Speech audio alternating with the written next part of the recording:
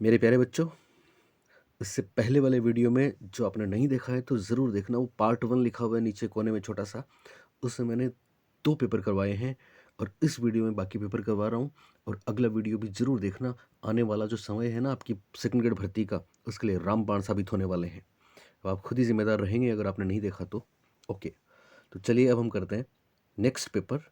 मैं इन वीडियोज़ में आरपीएससी से सेकंड ग्रेड एग्ज़ाम में जितने पेपर हुए हैं उन सब के साइकोलॉजी के क्वेश्चंस आपके सामने कंसेप्चुअली लेके आ रहा हूँ, जो आपके लिए बहुत फ़ायदेमंद रहेंगे।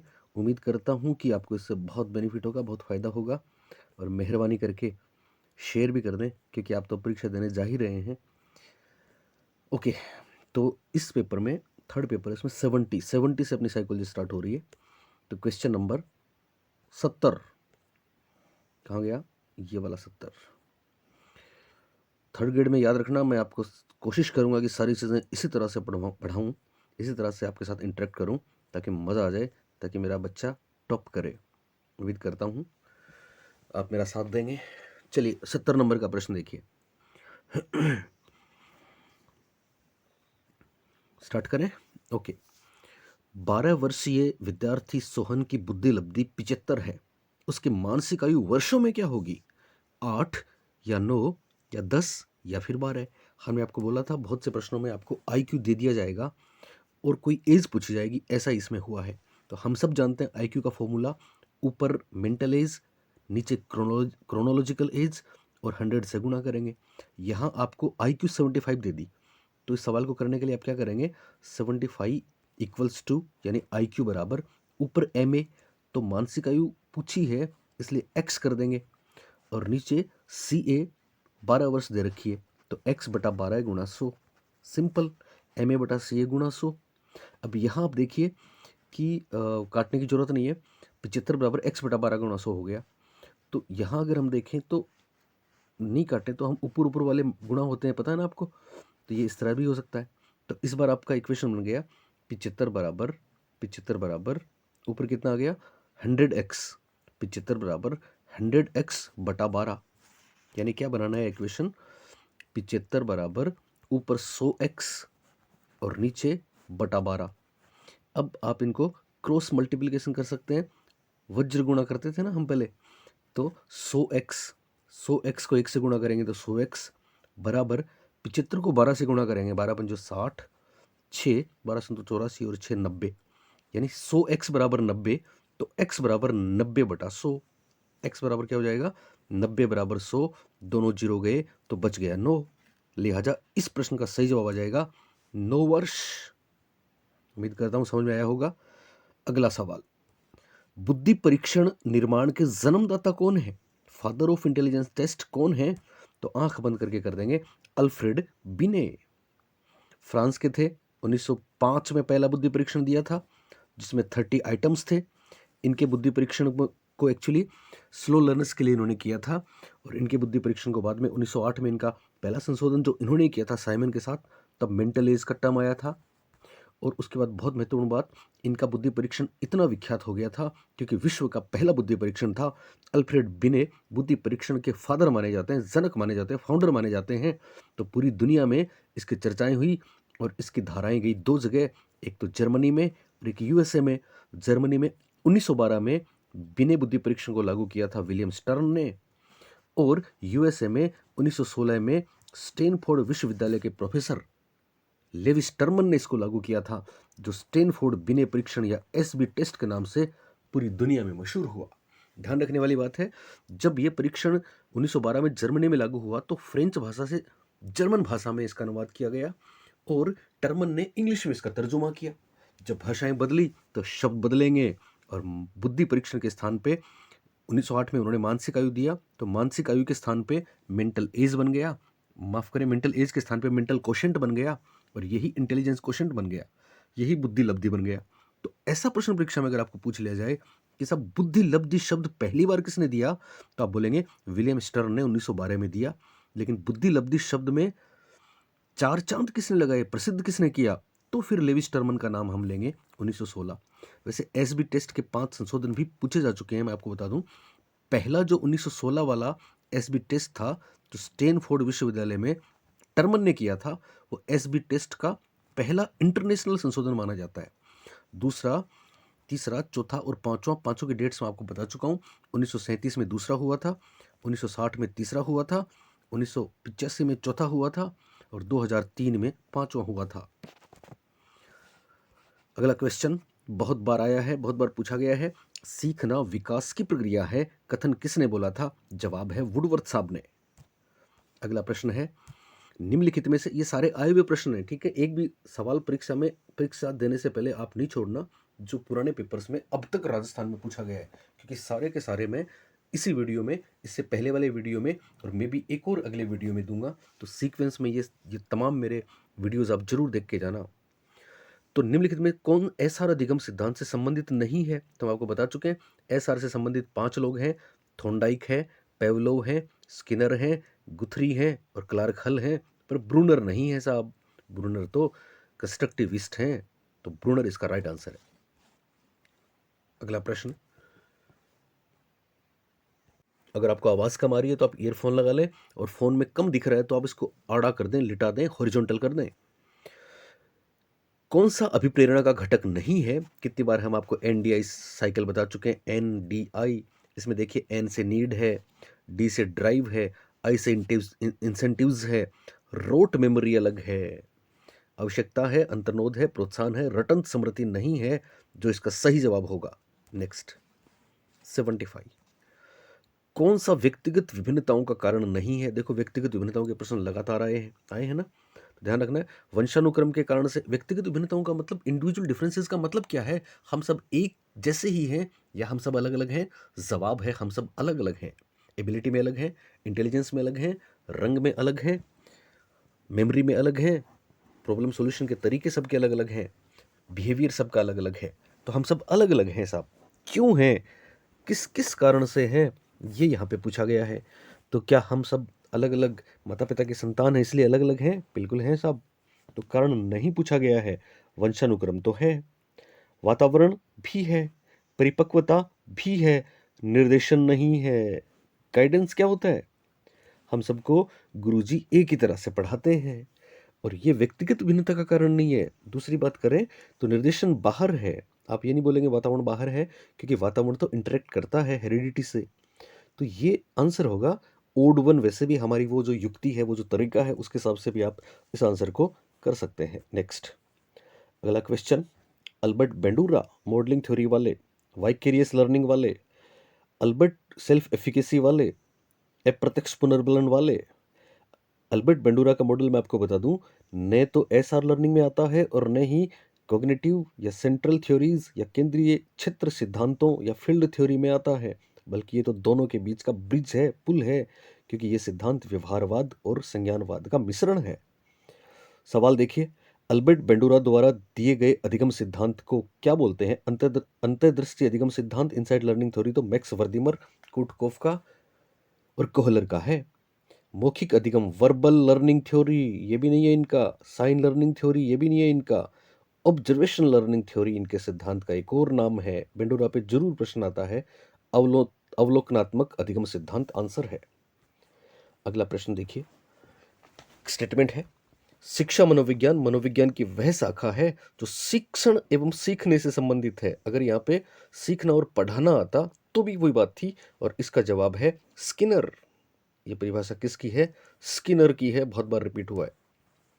नेक्स्ट क्वेश्चन, ये हर बार मैं आपको बताता हूं, ये एक सवाल जरूर आता है।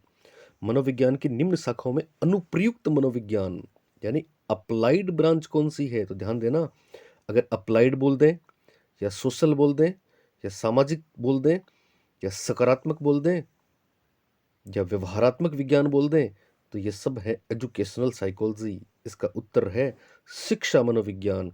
याद रखना, शिक्षा मनोविज्ञान आदर्श नहीं है, शिक्षा मनोविज्ञान मानक नहीं है, शिक्षा मनोविज्ञान नॉर्मेटिव नहीं है। ये तो अप्लाइड है, ये तो बिहेवियरल साइंस है, ये तो सोशल साइंस है, ये तो पॉजिटिव साइंस है, ये तो धनात्मक विज्ञान है। नेक्स्ट, पहली मनोवैज्ञानिक प्रयोगशाला की स्थापना किसने की? हम सब जानते हैं, पहली मनोवैज्ञानिक प्रयोगशाला 1879 में लिपजिंग में बनाई थी किसने? विल्हेम वुंट ने। वुंट की स्पेलिंग देखिए, विल्हेम वुंट ने। याद है आपको? विल्हेम वुंट ने मनोविज्ञान को प्रयोगात्मक विज्ञान का दर्जा दिलाया दिलाया था। विल्हेम वुंट मॉडर्न साइकोलॉजी के फादर माने जाते हैं। विल्हेम वुंट ने अंतर्दर्शन विधि दी थी। विल्हेम वुंट स्ट्रक्चरलिज्म के भी जनक हैं। विल्हेम वुंट और उनके साथी टिचनर। विल्हेम वुंट प्रथम मनोवैज्ञानिक भी माने जाते हैं। तो ये है विल्हेम वुंट, जिन्होंने मनोविज्ञान को चेतना के विज्ञान के रूप में भी प्रतिष्ठित किया था। 19वीं शताब्दी की बात है, शुरुआत हुई थी 1879 लिपजिंग जर्मनी, जो आज कार्ल मार्क्स विश्वविद्यालय के नाम से विख्यात है। नेक्स्ट, टॉरेंस की मैं बात कर रहा था पिछली बार भी, और अभी भी टॉरेंस पे वापस सवाल आया है। टॉरेंस के सृजनात्मक परीक्षण द्वारा किस तत्व का मापन नहीं होता? तो हमने आपको बोला था, टॉरेंस बात करते हैं फ्लेक्सिबिलिटी की, फ्लुएंसी की, ओरिजिनलिटी की, और टॉरेंस बात करते हैं इलेबोरेशन की। यहाँ पे फ्लेक्सिबिलिटी है, ओरिजिनलिटी है, फ्लुएंसी है, पर रीजनिंग नहीं है साहब। लिहाजा इसका उत्तर है तार्किकता, लचीलापन, धारा प्रवाहिता, मौलिकता है। हिंदी में शब्द बदल सकते हैं मेरे बच्चों, फिर बता दूं आपको मैं।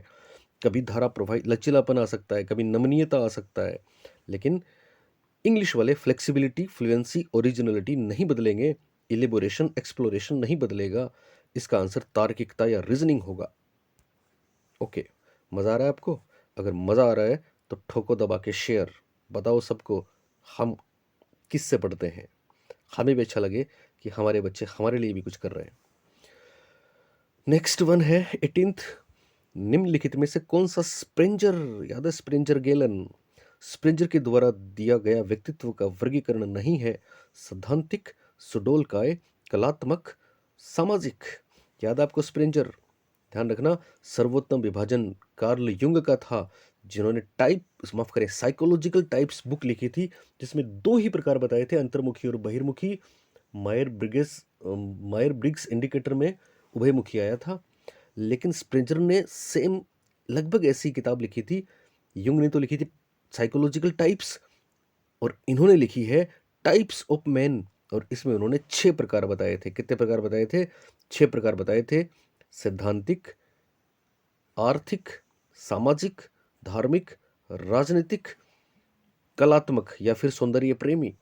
तो ये जो 6 प्रकार हैं, इनमें सुडोल काय कहीं भी नहीं है। सामाजिक तो है, सैद्धांतिक तो है।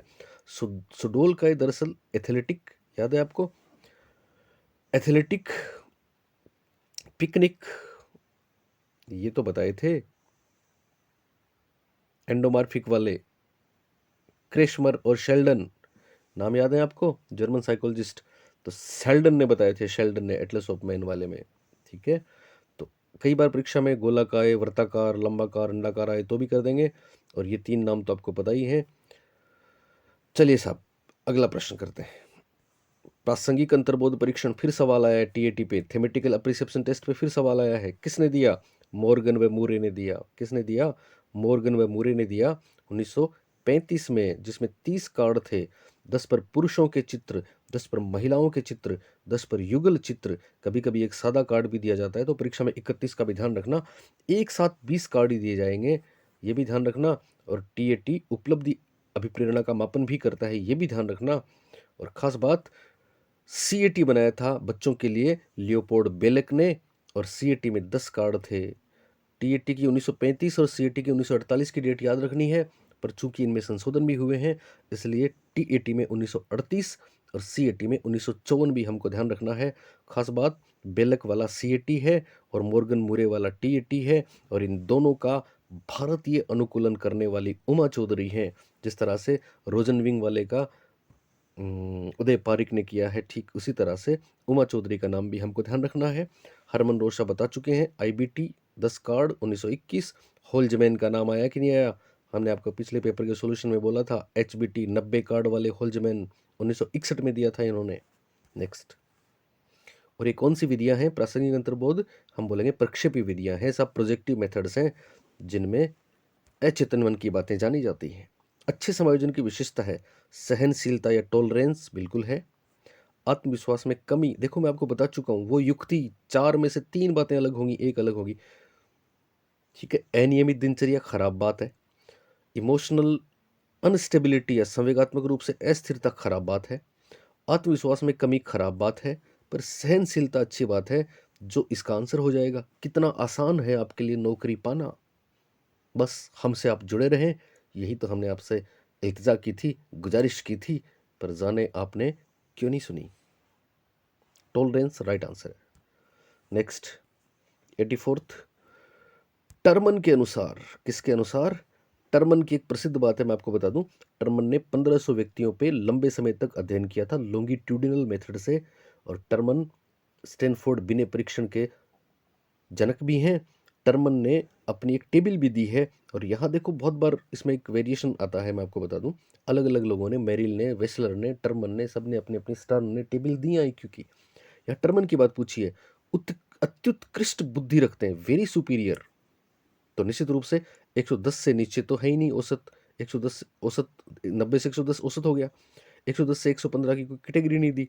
140 से अधिक बुद्धि लब्धि वाले प्रतिभाशाली हैं, सबकी टेबल में है। पर टर्मन की बात करें, सुपीरियर की बात करें, तो परीक्षा में 140 और 125 दोनों इसके आंसर माने गए थे। 120-25 भी और 140 से अधिक भी, क्योंकि टर्मन ने वेरी सुपीरियर बोला है, प्रतिभाशाली नहीं बोला, इसलिए 120 और 25 के साथ भी कुछ लोग गए हैं। 85 ब्रिजेज, याद है? ब्रिजेज की बात हमने करी थी पिछले वीडियो में भी, याद है ना आपको? ब्रिजेज और गुड इनफ दोनों महिलाएं हैं, और वो ये कहती हैं कि साहब संवेग परिपक्वता के साथ आते हैं। जन्म के समय बच्चे में कोई संवेग नहीं होता, बल्कि एक उत्तेजना और एक्साइटमेंट होती है। वही ब्रिजेज क्या बोलती हैं? उसी उत्तेजना की बात है, एक्साइटमेंट की बात है। अब उत्तेजना है तो निश्चित रूप से बोलिए ये इमोशंस की बात होगी ना, तो इमोशनल डेवलपमेंट इसका आंसर हो जाएगा। ठीक है, संवेगात्मक विकास इसका आंसर हो जाएगा। याद है आपको? ओके, हमने PCSE बोला है आपको, फिजिकल, कॉग्निटिव, सोशल, इमोशनल। तो ये चारों यहाँ पे हैं। कॉग्निटिव की जगह मेंटल शब्द है, physical, cognitive, social, emotional. Next, बुद्धि का द्विकारक सिद्धांत किसने दिया? स्पीयरमैन ने दिया साहब। किसने दिया? स्पीयरमैन ने दिया। फैक्टर एनालिसिस यूज किया।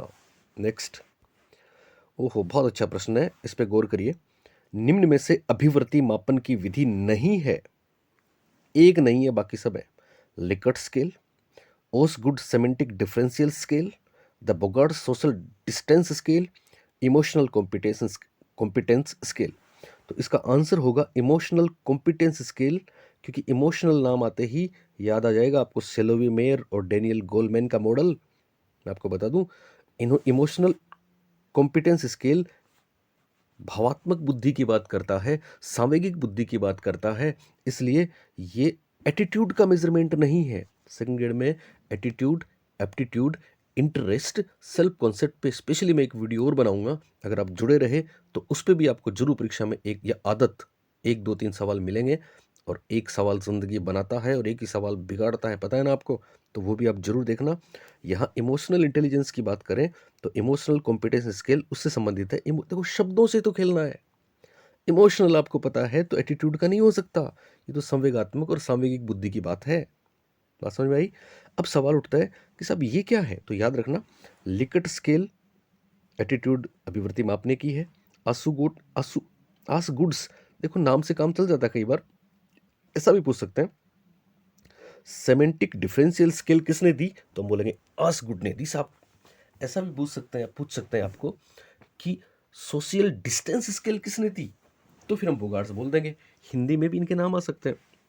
सोशल डिस्टेंस स्केल, सामाजिक दूरी स्केल, या सामाजिक दूरी क्या बोलेंगे स्केल को हिंदी में? मापनी, सामाजिक दूरी मापनी किसके? बोगार्ड्स की है। बात समझ में आई? दूसरी महत्वपूर्ण बात सुनना, अभिवृत्तियों के मापन में जिनका नाम सबसे महत्वपूर्ण है वो है थर्स्टन। कौन है? थर्स्टन। और मैं यहाँ पे आपको बता दूं, अगर आपने हमारी बुक नहीं ली है सेकंड ग्रेड की, फर्स्ट ग्रेड की, पता है आपको पूरे राजस्थान में बाकी लोगों से तुलना करें आप तो हमारी फर्स्ट ग्रेड की और सेकंड ग्रेड की जिन बच्चों ने बुक ली है, कमाल हो गया। फिर भी आप नहीं जानते, नहीं समझते। और अब तो पता है आपको, हिंदी ग्रंथ अकादमी के साइकोलॉजी के पहले ऑथर हमें डॉक्टर लकिया हुजा मैम और अशोक पारिक के नाम से आप देख सकते हैं। कितनी बड़ी चीज़ मैंने आपको बताई है। रेफरेंस वहीं से मिलेगा, यूपीएससी में, आरपीएससी में, यूनिवर्सिटी में, हर इदारे में हमारी हिंदी ग्रंथ अकादमी की बुक जा चुकी है। आप सोच सकते हैं, आप, मैं कितने फेसबुक के ग्रुप्स देखता हूँ, कितने बच्चे पता नहीं क्या क्या वाहियात बातों में उलझे रहते हैं, पता नहीं उनको कौन कौन उलझाए रहते हैं। उनको क्यों नहीं समझ में आता कि रास्ता और मंजिल तो यहां से होके गुजरता है? क्या बोलूं मैं आपको? ओके, तो हमारी बुक में सारी चीजें हैं। मैं आपको फिर बता दूं, थर्स्टन का नाम याद रखना। थर्स्टन ने अभिवृत्तियों के मापने की 2-3 स्किल्स दी है। एक का नाम है, याद रखना, युग्म तुलनात्मक विधि, पेयर कंपेरेटिव मेथड, जो 1927 में थर्स्टन ने दी थी। थर्स्टन की बात कर रहा हूं। एक उनकी स्केल है समान उपस्थिति अंतराल विधि, इक्वल अपीयरेंस इंटरवल, जिसमें थर्स्टन के साथ चैव भी जुड़ते हैं, 1929 में दिया था। एक थर्स्टन व शाफिर की बहुत प्रसिद्ध विधि है एटीट्यूड मापने की, क्रमबद्ध अंतराल विधि, सिस्टमेटिक इंटरवल मेथड। तो मैं आपको बता दूं, क्रमबद्ध अंतराल, समान उपस्थिति अंतराल और युग्म तुलनात्मक, ये 3 नाम अगर आए तो आंख बंद करके थर्स्टन का नाम लिखना है। किसका नाम लिखना है? थर्स्टन का। लेकिन अगर योग निर्धारण विधि नाम आ जाए, क्या नाम आ जाए? योग निर्धारण विधि, तो फिर लिकर्ट का नाम याद रखना है। लिकर्ट स्केल ही दरअसल योग निर्धारण विधि है। लिकर्ट स्केल क्या है? योग निर्धारण विधि है, जिसको इंग्लिश में बोलते हैं समेटिव डिटर्मिनेशन मेथड। योग मतलब समेटिव, योगात्मक आकलन समेटिव, याद है ना आपको, फॉर्मेटिव समेटिव। तो योग निर्धारण विधि लिकर्ट ने दी 1932 में, और ये माफ करें, समेटिव डिटर्मिनेशन मेथड माना जाता है। और खास बात, इसमें 5 बिंदु हैं, इसलिए इसको 5 बिंदु मापने भी बोलते हैं, 5 पॉइंट्स स्केल भी बोलते हैं। तो याद रखना, 5 पॉइंट्स स्केल किसकी? लिकर्ट की। और ये 5 बिंदु मापनी ही क्या है? योग निर्धारण विधि है। ये क्या है? योग निर्धारण विधि है। समान उपस्थिति, क्रमबद्ध अंतराल या युग्म तुलनात्मक थर्स्टन ने दी है, लेकिन योग निर्धारण विधि लिकर्ट ने दी है। या 5 बिंदु मापनी लिकर्ट ने दी है। याद है ना आपको, हमने आपको बताई भी है, strongly agree, agree, neutral, disagree, strongly disagree. इसके अलावा भी कुछ विधियां हैं। स्केलोग्राम याद रखना, हमारी बुक में है कंप्लीट। स्केलोग्राम मेथड गटमैन ने दी है। एक डिफरेंशियल स्केल एडवर्ड और किलपैट्रिक ने दी है। एक सिमेंटिक डिफरेंशियल स्केल जो यहां पे दिया है, सिमेंटिक डिफरेंशियल स्केल आसगुड साहब ने दी है। किसने दी है? आसगुड साहब ने दी है। इसमें क्या होता है? एक व्यक्ति या वस्तु स्थिति के बारे में अलग अलग व्यक्तियों की धारणाओं के बारे में मापन होता है। यह है सिमेंटिक डिफरेंशियल। एक सोशल डिस्टेंस है, जो कि आपके बोगार्ड्स ने दी है। इसमें क्या होता है? इसमें सामाजिकता से संबंधित एटीट्यूड का मापन किया जाता है, 1925 में दी थी। तो इतनी डिटेल मैंने आपको बता दी है। और अभिवृत्ति की विधि नहीं है तो लिकर्ट भी है, ओसगुड की भी है, बोगार्ड्स की भी है, ये चौथी नहीं है, ये आप ध्यान रखेंगे। इसके अलावा थर्स्टन की मैंने आपको 3 बताई है, युग्म तुलनात्मक विधि, समान उपस्थिति अंतराल विधि और क्रमबद्ध अंतराल विधि। इसके अलावा गटमैन की एक स्केलोग्राम विधि भी आप ध्यान रखेंगे, और एडवर्ड और किलपेट्रिक की विभेदकारिता विधि या डिफरेंशियल स्केल भी आप याद रखेंगे। Okay, next. कितना बढ़िया सा प्रश्न है। रुचि के बारे में भाटिया की बात करें या किसी और की बात करें, रुचि के बारे में याद रखना, रुचि में तीनों पहलू हैं, तीनों एस्पेक्ट हैं। व्यवहार के 3 एस्पेक्ट हम आपको बार बार बता चुके हैं, कोग्निटिव दिमाग वाला, अफेक्टिव दिल वाला भावनाओं वाला, और बिहेवियरल साइकोमोटर ये व्यवहार वाला। ठीक है, तो ये एबीसी मॉडल है, ए अफेक्टिव, बी बिहेवियरल और सी कोग्निटिव। यही सवाल यहाँ पे पूछा है, रुचि का पहलू नहीं है। रुचि में तीनों पहलू होंगे, ध्यान देंगे। एबीसी में अफेक्टिव मतलब फीलिंग वाला, तो फीलिंग वाला हो गया। नोइंग मतलब दिमाग वाला, कोग्निटिव हो गया। ठीक है, और विलिंग मतलब इच्छा रखना, ये व्यवहार वाला हो गया। गति का व्यक्तित्व समायोजन की प्रत्यक्ष विधि है, हम आपको बता चुके हैं, प्रत्यक्ष विधि है 4। याद रखना, प्रत्यक्ष विधि का संबंध है चेतन मन से, और अप्रत्यक्ष विधियां जो हैं उन्हीं को मनोरचनाएं कहते हैं, उन्हीं को डिफेंस मैकेनिज्म कहते हैं। और उनका संबंध चेतन अचेतन से दोनों से है, क्योंकि अप्रत्यक्ष विधियों का प्रयोग तो चेतन करता है, लेकिन अप्रत्यक्ष विधियां या डिफेंस मैकेनिज्म या मेंटल मैकेनिज्म या व्यू रचनाएं या मनोरचनाओं का निर्माण कहाँ होता है? अचेतन मन में होता है। प्रत्यक्ष विधियां हमने आपको 4 बताई हैं। सबसे पहली बाधा निवारण, remove the barriers, remove the hurdles. दूसरी बात, पहली बात बाधा निवारण, दूसरी बात वैकल्पिक रास्ते का चुनाव, तीसरी बात लक्ष्यों का प्रतिस्थापन, और चौथी बात विश्लेषण व निर्णय। यहाँ पूछा डायरेक्ट मेथड कौन सा है, तो 4 में से एक है बाधा निराकरण, ये इसका आंसर होगा। बाकी तीनों अप्रत्यक्ष हैं। सब्लिमेशन आपको बता चुके हैं, प्रोजेक्शन, रिग्रेशन पुराने दिनों में लौटना, फ्लाइट टू चाइल्डहुड, किशोर बालक का घुटनों के बल चलना, अंगूठा चूसना, शादीशुदा महिला का स्कर्ट टॉपर पहनना, ये सारे एग्जाम्पल याद है ना आपको, ये रिग्रेशन है। प्रोजेक्शन, नाच न जाने आंगन टेढ़ा है। सब्लिमेशन, कोई ऐसा काम करना कि दुनिया देखे। नेक्स्ट 90 का क्वेश्चन देखिए साहब, which of the following is the highest mountain. Okay, ये क्या हुआ? ओके, पूरे हो गए साहब, ठीक है। तो यहाँ हमने 20 सवाल किए। अब मैं लेता हूँ अगला पेपर।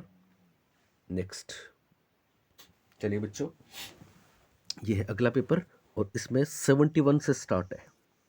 तो 71 पे चलते हैं हम और देखते हैं इस पेपर में क्या खास है। और आपको बहुत सी बातें इसमें परीक्षा में मिलने वाली हैं और आप कॉन्सेप्ट्स को समझ रहे हैं, आप किस तरह से पेपर को करना है, कैसे। अगर आपको कुछ भी पता नहीं है कि क्या पूछा है, तो भी आप सवाल सही कर सकते हैं, क्योंकि हम आपको ऐसे भी तरीके बता चुके हैं और बता रहे हैं। 71 पे चलते हैं साहब। 71 चलिए 71 शेयर करोगे, मेरे को उम्मीद है। ओके, किस मनोवैज्ञानिक ने सेमोआ आइलैंड पर अनुदैर्ध्य अध्ययन किए थे? कितनी बेहतरीन चीजें बताई हमने, आपको याद है? अनुदैर्ध्य, लॉन्गिट्यूडिनल, क्रॉस सेक्शनल, याद है? हम आपको बता चुके हैं, जब एक ही समूह का लंबे समय तक अध्ययन किया जाए तो उसको बोलते हैं अनुदैर्ध्य। और जब एक समय पर अलग अलग समूहों का एक साथ अध्ययन किया जाए तो उसको बोलते हैं अनुप्रस्थ काट, उसको बोलते हैं क्रॉस सेक्शनल। तो यहाँ पे सेमोआ आइलैंड पे किसने किए थे? मार्गरेट मीड ने किए थे। एक महिला थी, एंथ्रोपोलॉजिस्ट थी, यूएसए की, जो इस बात पे बात करती थी कि साहब अमेरिका में एडोलसेंट गर्ल्स की सोच सेमोआ आइलैंड की प्रिमिटिव सोसाइटी में रहने वाली गर्ल्स से अलग है, क्योंकि उनके संस्कृति, उनके रहन सहन, उनके समाज का असर उनकी नैतिकता पे पड़ता है। ये महत्वपूर्ण बात बताने वाली थी मार्गरेट मीड। हॉलिंगवर्थ के बारे में आप जानते होंगे। हॉलिंगवर्थ ने स्टैनली हॉल की इस बात का खंडन किया था। स्टैनली हॉल ने बोला था कि किशोरावस्था में विकास अकस्मात होता है, अचानक होता है, रातों रात होता है, एटवंस होता है, आकस्मिक होता है, त्वरित होता है। हॉलिंगवर्थ, किंग और थॉर्नडाइक ने बोला था नहीं, किशोरावस्था में भी विकास क्रमिक ही होता है, अचानक नहीं होता। फ्रॉइड के बारे में तो जाने कितनी बातें हम आपको बता ही चुके हैं। नेक्स्ट क्वेश्चन, सर्वप्रथम मनोविज्ञान ने अपनी आत्मा का परित्याग किया, फिर उसने मन का त्याग किया, उसके बाद चेतना का त्याग किया, अब वह व्यवहार की विधि को स्वीकार करता है। ये प्रसिद्ध कथन देने वाले कौन हैं? ये प्रसिद्ध कथन देने वाले हैं वुडवर्थ साहब। कौन है? वुडवर्थ। यानी सबसे पहले आत्मा का था, आपको याद है, 16वीं शताब्दी तक, फिर 17वीं 18वीं में मन का रहा, फिर 19वीं में चेतना का रहा और अब 20वीं में व्यवहार का हो गया। यहाँ एक बात ध्यान रखना, एक और स्टेटमेंट बहुत प्रसिद्ध है एबिंगहॉस साहब का, आपने जरूर सुना होगा कि psychology has a long past but A short history. मनोविज्ञान का अतीत तो बहुत लंबा है पर इतिहास बहुत छोटा है। ऐसा कहने वाले कौन थे? हर्मन एबिंगहास, जर्मनी के। नेक्स्ट 73 देखिए, अंतर्दृष्टि या सूझ द्वारा सीखना, थ्योरी ऑफ इनसाइट लर्निंग किसने दी? कूटलेविन ने, कोहलर ने, बेंडूरा ने या गुथरी ने? जवाब आएगा वर्दीमर कोपका कोहलर। तो यहां पे आ जाएगा कोहलर। एक बात याद रखना, गेस्टाल्टवाद किसने दिया? तो मैक्स वर्दीमर। तीनों के नाम साथ हैं तो तीनों करेंगे, लेकिन गेस्टाल्टवाद के जनक और फाउंडर हैं 1912 में मैक्स वर्दीमर। लेकिन जब कोहलर ने प्रयोग किए थे सुल्तान पे तो बहुत से नाम और जुड़ गए थे और वहीं से इनसाइट लर्निंग आता है, सूझ का सिद्धांत आता है और कुछ और नाम भी आते हैं। Next question number 74, Vygotsky. Vygotsky बच्चों के सीखने में निम्नलिखित में किस कारक को महत्वपूर्ण मानते हैं? नैतिक, शारीरिक, आनुवंशिक या फिर सामाजिक? कई बार शारीरिक के स्थान पर जैविक मिले तो भी याद रखना बात वही है। तो हम जानते हैं लेव वाइगोत्स्की तीन चीजों को महत्वपूर्ण मानते थे, SCL, याद है ना आपको? सोसाइटी, कल्चर और लैंग्वेज। लैंग्वेज में भी उन्होंने 3 लैंग्वेज बताई हैं। सबसे पहले जब 2-1 वर्ष का बच्चा होता है तो वो दूसरों से पहली बार बात करता है, दैट इज सोशल लैंग्वेज। उसके बाद बच्चा खुद से ही बोल बोल के खुद के कामों को नियमित करने के लिए, रेगुलेट करने के लिए अपने आप से बोल के बात करता है, उसको उन्होंने बोला था प्राइवेट स्पीच। और फाइनली 7 साल के बाद इनर साइलेंट स्पीच, आंतरिक मौन संभाषण, जो हम सब करते हैं, बोलते नहीं है पर सोचते हैं, खुद ही खुद से बात करते हैं, मन ही मन। तो 3 प्रकार की लैंग्वेज बताई थी। वाइगोत्स्की कहते हैं सोसाइटी भी जरूरी है, कल्चर भी जरूरी है, लैंग्वेज भी जरूरी है। पियाजे लैंग्वेज को ज़्यादा इंपॉर्टेंट नहीं मानते। या वाइगोत्स्की पे पूछा था कि वाइगोत्स्की किसको महत्वपूर्ण मानते हैं? तो सामाजिक को महत्वपूर्ण मानते हैं, पीयर ग्रुप्स को महत्वपूर्ण मानते हैं, MKO, मोर नॉलेजेबल अदर्स को महत्वपूर्ण मानते हैं, अडल्ट को महत्वपूर्ण मानते हैं। यही तो ZPD है। अब यहाँ पे आप देखिए, अगर आपको पता भी नहीं है वाइगोत्स्की का और आप हमारे वीडियोस देखते हो, तो आप बता सकते हो कि सब शारीरिक, आनुवंशिक और नैतिक तीनों खुद से जुड़ी हुई बातें हैं। सामाजिक में इंटरेक्शन है, वाइगोत्स्की इंटरेक्शनिस्ट है। हालांकि पियाजे भी इंटरेक्शनिस्ट हैं, पर पियाजे वैयक्तिक निर्मितवाद के जनक हैं और वाइगोत्स्की सामाजिक सांस्कृतिक निर्मितवाद के जनक हैं। रूस के वाइगोत्स्की ने इतना बेहतरीन काम किया था। हालांकि ये 1970 आपके 1934-38 में चले गए थे दुनिया से छोड़ के, लेकिन इनका काम दुनिया के सामने आया था 70 और 80 के दशक में, क्योंकि तब इंग्लिश में तर्जुमा हुआ था, तब लोगों को पता लगा था। पहले रशियन लैंग्वेज में था। तो वही वाली बात है ना कि विलियम स्टर्न ने 1912 में आईक्यू शब्द दे दिया था, लेकिन टर्मन ने 1916 में जब इंग्लिश में स्टैनफोर्ड बिने में लागू किया तो दुनिया ने जाना। वैसे ही वाइगोत्स्की के साथ भी हुआ था। जंगल में मोर नाचा किसने देखा। नेक्स्ट 75th, जब पूर्व का अधिगम नई परिस्थितियों में सीखने पर किसी भी प्रकार का कोई प्रभाव नहीं डालता तो उसको शून्य हस्तांतरण बोलते हैं। क्या बोलते हैं? शून्य हस्तांतरण, जीरो ट्रांसफर ऑफ लर्निंग बोलते हैं। ओके, नेक्स्ट स्किनर द्वारा प्रतिपादित अधिगम सिद्धांत है। हम कितनी बार बता चुके हैं। Classical conditioning Pavlov, operant conditioning Skinner, insight learning गेस्टाल्टवादी, ट्रायल एंड एरर थोंडाइक। तो सही जवाब हो जाएगा क्रिया प्रसूत अनुबंधन। क्रिया प्रसूत का मतलब क्रियाजन्य, क्रिया से उत्पन्न, पहले क्रिया, पहले रिस्पॉन्स, बाद में स्टिमुलस। तो R S type Skinner. Next, मानव विकास के संबंध में कौन सा कथन गलत है? Which statement is wrong? विकास रेखीय होता है। देखो देखने में कितना अच्छा लग रहा है, रेखीय, डेवलपमेंट इज लीनियर। पर आप अगर हमारे बच्चे हैं तो जानते हैं कि रेखीय नहीं होता साहब, गलत यही है। स्पाइरल होता है, वो तो ऐसे चलता है, वो तो एक सीधी रेखा में नहीं जाता। क्यों नहीं जाता हम आपको बता चुके हैं। जो सीधी रेखा में जाता है वो कमजोर होता है, विकास तो स्थायित्व लिए होता है। सीधी रेखा में जाता है वो स्पीडी होता है, विकास तो सने शने होता है। विकास पूर्वानुमेय होता है, याद रखना। डेवलपमेंट इज प्रिडिक्टेबल, बिल्कुल भविष्यवाणी की जा सकती है, ये होता है। विकास निरंतर होता है, कॉन्टिन्यूअस बिल्कुल होता है। विकास सामान्य से विशिष्ट होता है, विशिष्ट से सामान्य नहीं होता। तो ये भी सही, ये भी सही, ये भी सही, ये गलत और पूछा है गलत। तो आंसर हो गया विकास रेखीय होता है। नेक्स्ट, अगर आपको अच्छा लग रहा है तो वीडियो को रोक के शेयर कर दो। 78th, जब एक ही विषय के विकास का अध्ययन, देखो कितनी शानदार बात है। हम जो आपको बताते हैं, हमारे बच्चे बोलते हैं सर एग्जाम में आपका चेहरा नजर आता है। ये बात गलत नहीं है, ये बात अक्सर से सत्य है। यकीन मानिए, मेरे 50,000 से ज़्यादा स्टूडेंट इस समय गवर्नमेंट जॉब में हैं, तो वो इसी अप्रोच के साथ हैं। आपका नाम भी उनमें से एक है। एक सीट आपकी भी पक्की है। बस मेहनत तो आपको ही करनी पड़ेगी, हम तो केवल रास्ता दिखाएंगे आपको। ओके, तो 78th वाला है, एक ही विषय के विकास का अध्ययन अधिक समय अवधि तक किया जाता है। ठीक है ना। सेम सब्जेक्ट, मतलब एक ही बच्चे का लंबे समय तक अध्ययन करो या एक ही समूह का लंबे समय तक अध्ययन करो, इसको क्या बोलते हैं? लॉन्गिट्यूडिनल स्टडी बोलते हैं इसको। अनुदैर्ध्य अध्ययन बोलते हैं इसको। क्रॉस सेक्शन किसको बोलते हैं? समय एक हो। यहां देखिए अधिक समय है, समय अलग अलग है, सब्जेक्ट एक है। और क्रॉस सेक्शन में सब्जेक्ट अलग अलग होंगे, अलग अलग बच्चे होंगे, अलग अलग समूह होंगे, उनका एक ही समय में अध्ययन किया जाए, वो तो क्रॉस सेक्शन होगा। और एक ही बच्चे या व्यक्ति या समूह का लंबे समय तक, समय अलग अलग, सब्जेक्ट एक तो लॉन्गिट्यूडिनल, सब्जेक्ट अलग अलग, समय एक तो क्रॉस सेक्शनल। तो इसका जवाब हो गया अनुदैर्ध्य अध्ययन ने की अनुप्रस्थ काट। नेक्स्ट, व्यक्तित्व का अंतर्मुखता तथा बहिर्मुखता के रूपों में वर्गीकरण किसने किया? देखो, युंग ने किया साहब। किसने किया? युंग ने किया। अंतर्मुखता बहिर्मुखता विमा याद आपको आइजेंक ने भी बताई है। अंतर्मुखी बहिर्मुखी प्रकार युंग ने अपनी बुक साइकोलॉजिकल टाइप्स में बताई है, जिसमें सामाजिकता और मनोवैज्ञानिक विशेषताओं के आधार पर उन्होंने व्यक्तित्व को दो भागों में बांटा, जो सर्वोत्तम विभाजन माना जाता है टाइप्स अप्रोच में। स्प्रेंजर ने 6 बताए थे, शेल्डन ने और क्रिश्मन ने, याद है क्रिश्मन ने बॉडी स्ट्रक्चर के आधार पे 4 प्रकार बताए थे। एस्थेनिक, एथलेटिक, माफ करें इससे पहले वाला जो सवाल था उसमें एथलेटिक जो टर्म था ना वो क्रिश्मर का था।